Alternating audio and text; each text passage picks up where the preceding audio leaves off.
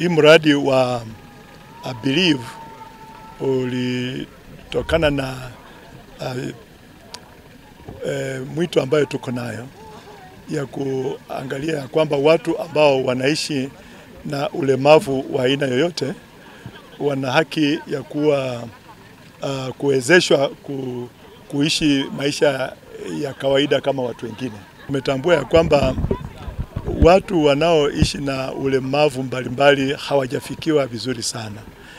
Tumekuwa na efforts ya kujaribu kuwafikia, lakini hawajafikiwa vile inavyotakikana. Tuko na watu wengi ambao bado wangali wanahitaji eye health services. And strengthening eye health services to ensure that eye care services are integrated into our county's health system and are accessible to all.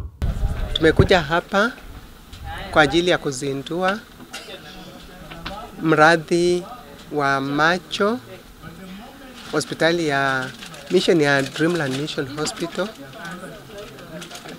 ICFM Dreamland Mission Hospital pamoja na CBM Global na pia county government ya Bungoma wameungana pamoja hapa kwa ajili ya kuzindua mradi wa huduma ya macho. Huduma ya macho kule kwa hospitali napatiana dawa ya kulala wakati wa operations, inaitwa anesthesia, napatiana anesthesia ya macho.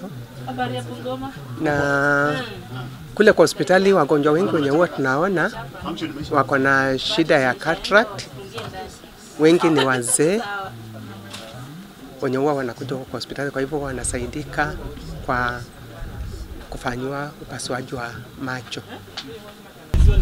Lakini kulingana na hii huduma ambayo umetupea, huduma ile mzuri, umenipea miwani, saa hizi nasoma nasoma kitabu saa hii. Nilikuwa na hiyo shida sana. Nimekuwa nayo kwa muda karibu miaka 2. Nilikuwa sisomi.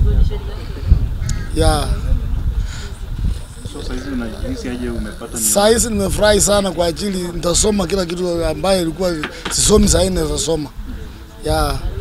Nimefurahi sana. Kwa majina naitwa Joyce Majimbo Magari kutoka Mabanga. Nimekuja kwa ajili ya macho. Mimi huwa nakuwa short sighted. Alafu tena kwa mwangaza nikiona vitu ya white macho inakuwa affected. Na nimesaidika na Dreamland. Nashukuru Mungu kwa ajili ya Dreamland kutupatia msaada.